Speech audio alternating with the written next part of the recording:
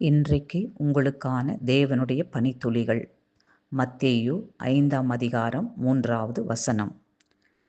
ஆவியிலே எளிமை உள்ளவர்கள் பாக்கியவான்கள், பரலோக ராஜ்யம் அவர்களுடையது.